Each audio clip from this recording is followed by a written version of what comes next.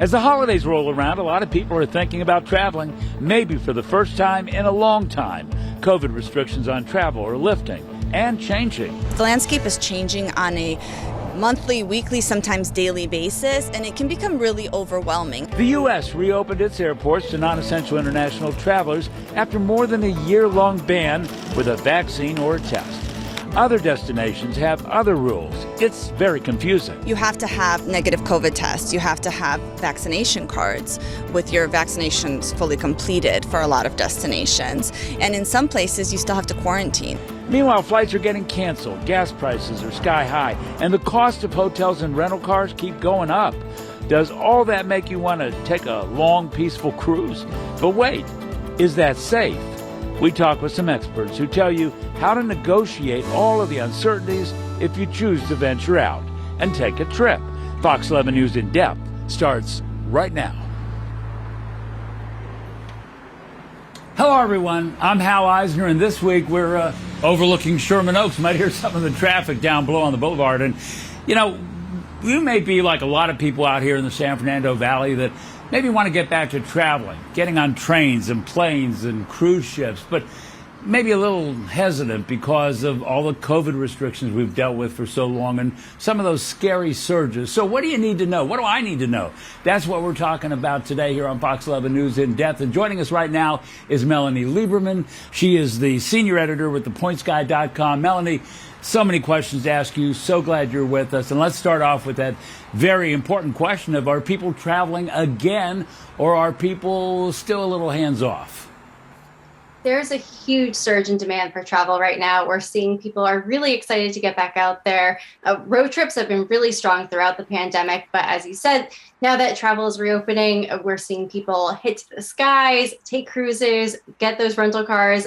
There's so much excitement and demand about the comeback of travel right now.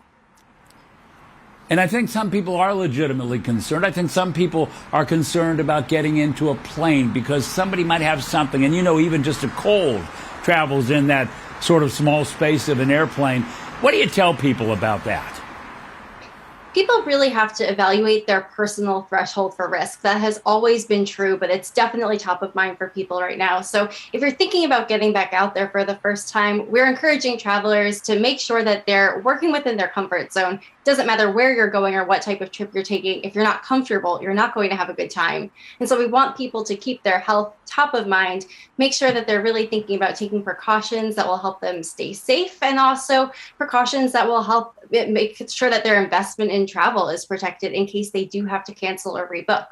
Now, what about hotels? What about those road trips you talked about? How should people square the idea of going to a hotel maybe they're not familiar with and just sort of relying on the fact that the hotel says they do all these different things to make sure the place is clean and sanitary?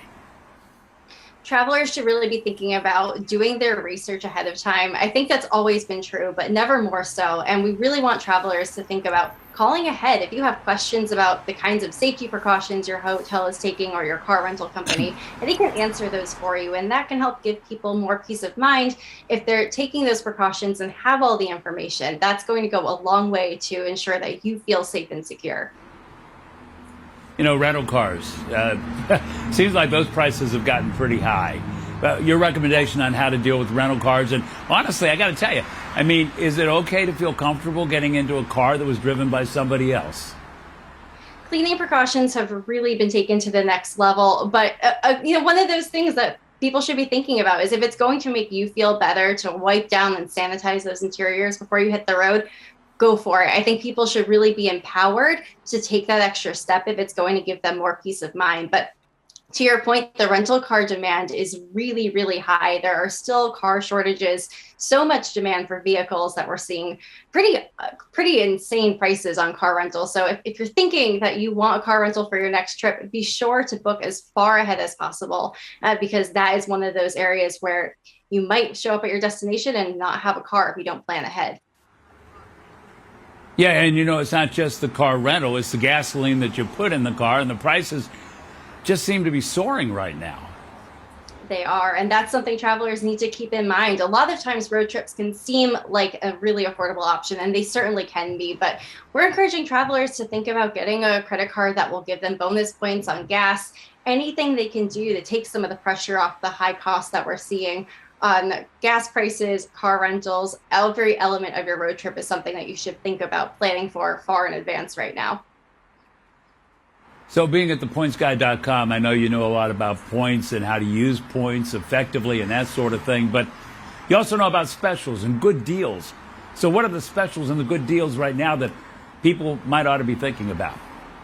Yeah, if you're comfortable with and open to the idea of international travel, that's where you're still going to see some of the best deals. We know demand is surging for international flights right now, but there is still a lot of room here to find a good deal. So if you see one, jump on it. Of course, be mindful of cancellation and rebooking policies. You want to make sure you're booking a flexible flight, or any element of your travel should be flexible. But that's one of the steps that travelers can take right now to get a good deal if you're open to flying abroad, because domestic prices are much higher than you might expect, particularly if you're flying for the first time since the onset of the pandemic.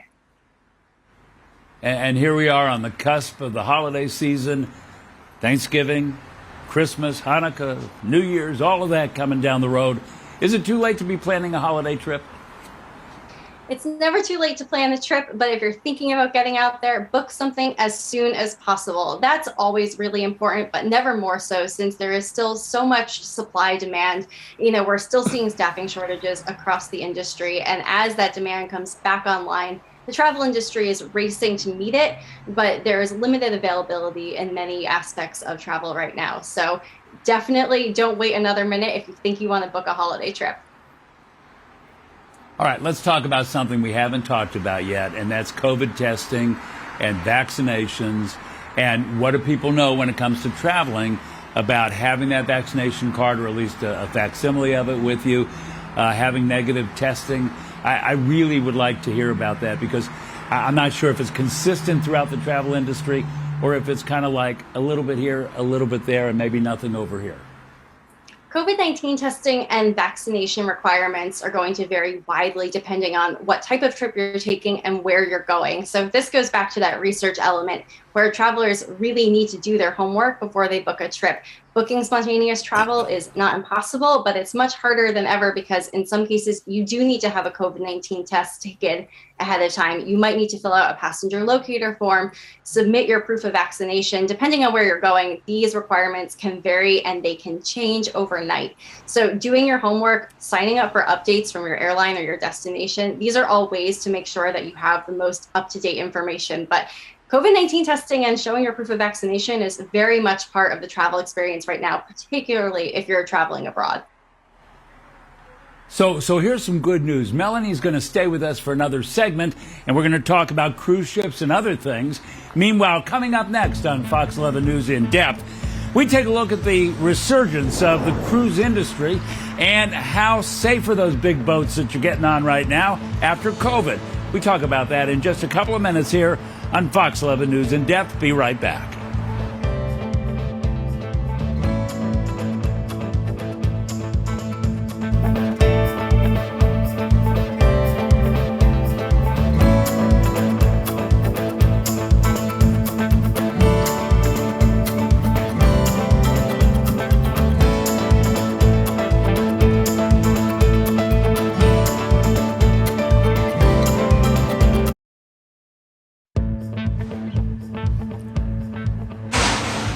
Welcome back to Fox 11 News In Depth. I'm Hal Eisner, and right next to me is Melanie Lieberman. She is with thepointsguy.com, and we're talking now, this segment, about cruise ships. And I got to tell you, Melanie, I love cruise ships. I've probably been on 17 of those big boats in my life, and I just love the experience of being out on a ship. But I think, like a lot of people, I'm a little not sure about going back. And I have another story I want to tell you about with regard to this. But what do you say about cruise ships?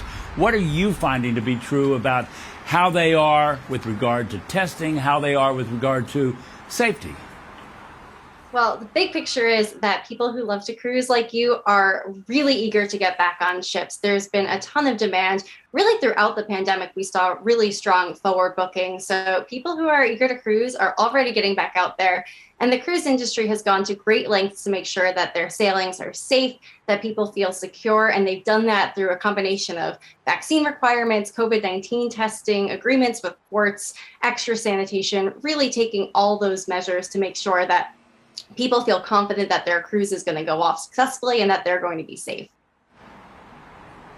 So let me tell you a story. I alluded to something here a second ago. Let me tell you about a friend of mine who's a pharmacist, and she also likes cruising. And she recently went on a cruise down to Mexico, down to Cabo, and I believe it was Princess. But she told me, and this is a pharmacist, she said she felt perfectly safe.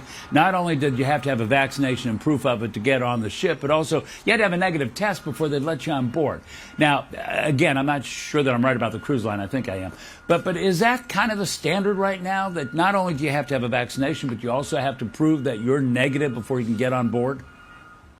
That's very much the case across the industry. And of course, it can vary from one line to the next. So people who are thinking about booking should definitely check in with the specific cruise line that they're looking at booking a trip with to make sure they understand those requirements, because there is some nuance, but largely proof of vaccination is being required across the industry, COVID-19 testing before boarding or during your sailing. And there is another thing to keep in mind, which is that in addition to cruise line policies, there are individual destination policies. So you not only have to comply with the testing and vaccination requirements of your cruise lines, whatever those may be, but every destination might have a specific policy as well. So you might be testing before you board your ship to satisfy a destination requirement, and then also testing on the ship for the cruise line. So there can be a real sense of safety that creates for people who are concerned about COVID-19, because there is often so many layers to that process. And also the shore excursions, they may have their own policies as well. So I suppose it's smart to probably be prepared, have your vaccination card, and be ready for anything, because you get off to another country, you're not exactly sure maybe what their rules are. But I think, regulars may be a little more inclined to get on. And I don't think we're in a position to say anything is safe or not safe, from this perspective.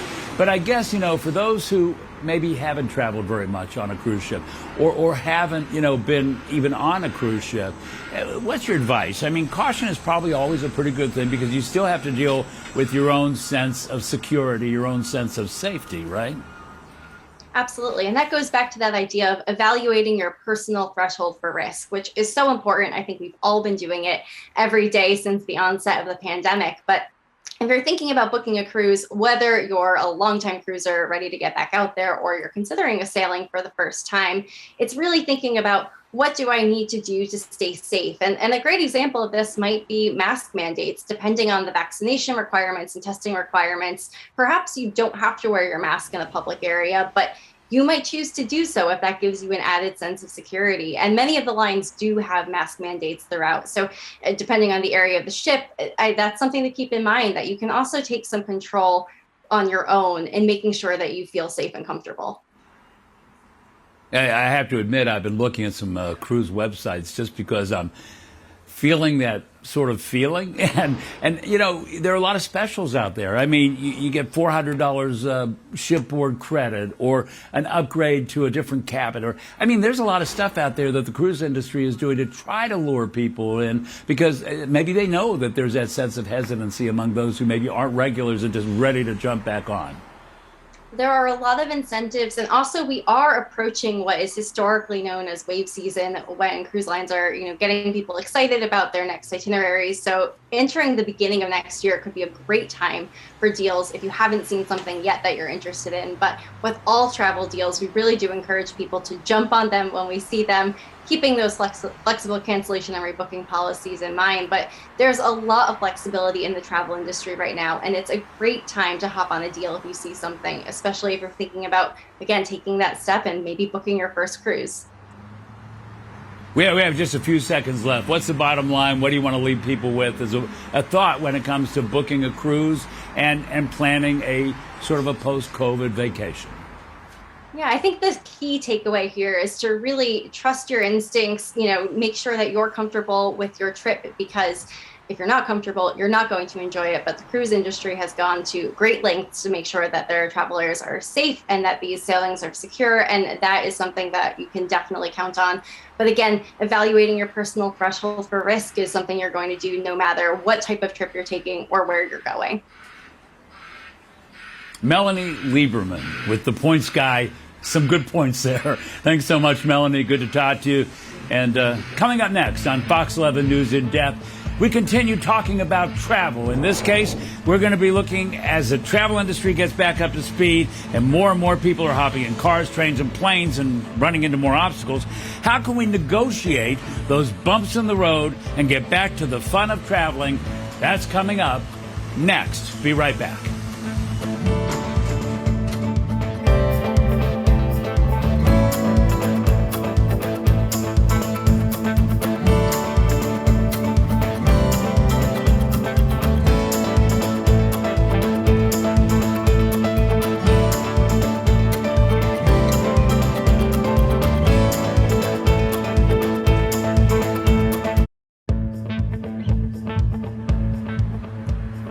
Welcome back to Fox 11 News in Depth. I'm Hal Eisner. We're talking about travel and kind of dipping our toes back into the travel water after all these restrictions having to deal with COVID. Willis Orlando is with us from Scott's Cheap Flights. And you know, we talk about the turbulence that some find in unintended consequences as they make their travel plans, as they get out on the roads, as they deal with, you know, planes that get delayed or get canceled. What are some of the things you're finding that people are running into?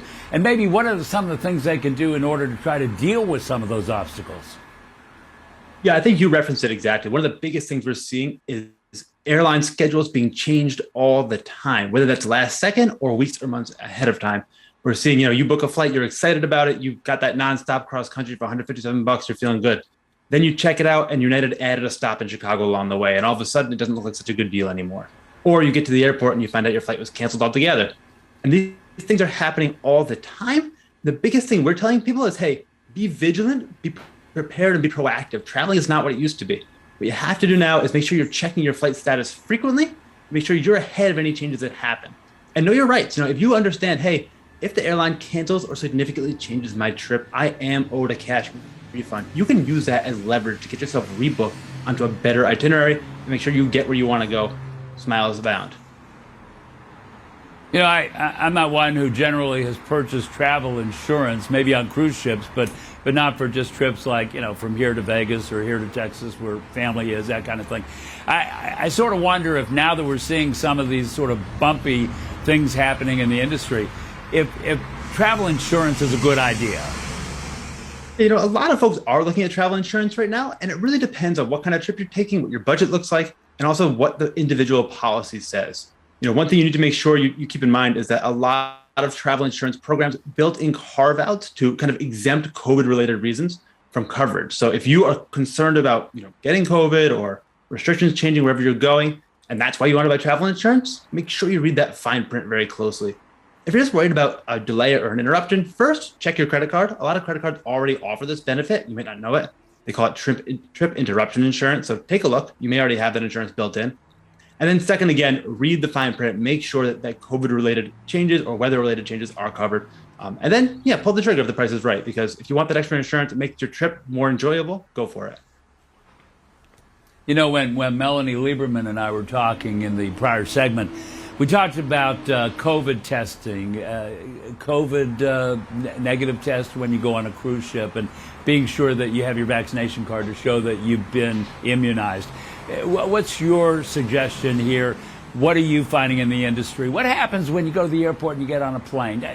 Fill us in a little bit there. Yeah, you know, it's really interesting. You know, I myself have traveled internationally twice this year. I spent 2 months in Italy recently. You know, I had to do the whole rigmarole. It's very intimidating up front because, you know, restrictions in destination countries are changing all the time. Airlines are bombarding you with emails telling you, hey, make sure you fill out this form, you fill out that form. It can be overwhelming, a little bit exhausting. But ultimately what it comes down to is, hey, more is more. So we say, check the U.S. Embassy's website in your destination country frequently leading up to your trip. Things change all the time. You should be able to get a good rundown on what the restrictions are, what the requirements are. And we say, if you do need a test, if you do need to bring your vaccine card, you know, get a copy of it. Having an extra copy on hand is never going to hurt. And then also just understand, in general, the folks at the airlines, if you're traveling internationally, getting on a plane, are the ones who are checking this documentation. So that anxiety that a lot of folks who I've talked to have had, where it's say, hey, I don't want to get on a plane and show up in Paris and then be turned away and have to turn back. That's not a thing. At this point, folks are checking in your origin airport. The airline folks are checking, and they really don't want to have to fly you home. So they're checking very, very closely, and you're kind of covered before you hit the skies. You know, the airlines have taken a pretty good hit through all of this, and we continue to hear of the problems that they're having. Do they seem like they're starting to kind of get back up on their legs a little bit, or are they still kind of wobbling here?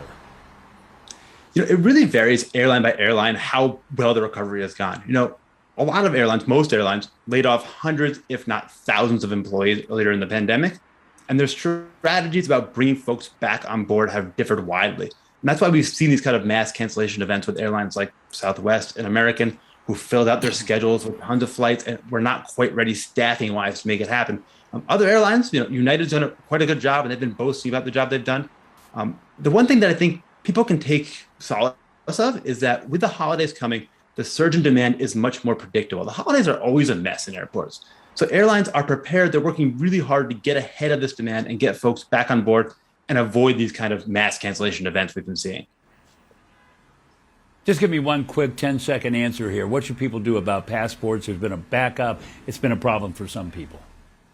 Biggest thing I'd say is, hey, send it overnight and then send them return shipping with an overnight stamp on it as well. Processing times are a little better than they were right now, but the shipping can take forever. All right. Willis Orlando, thanks so much for joining us. Good information. Appreciate it. And we'll be back. Fox 11 News in Depth continues right after this break. Be right back.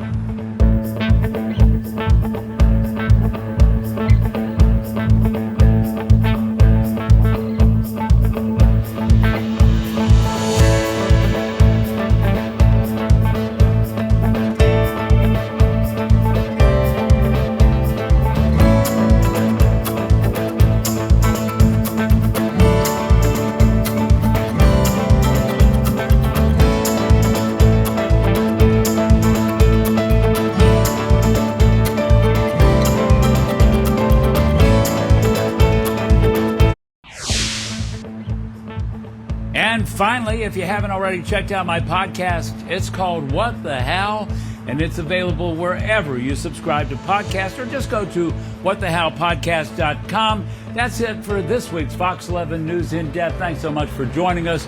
And we're going to leave you with a very bizarre video of a floating broom, kind of maybe a different way to travel, something that's got a lot of people puzzled. Take a look, and we'll see you next time. Bye-bye.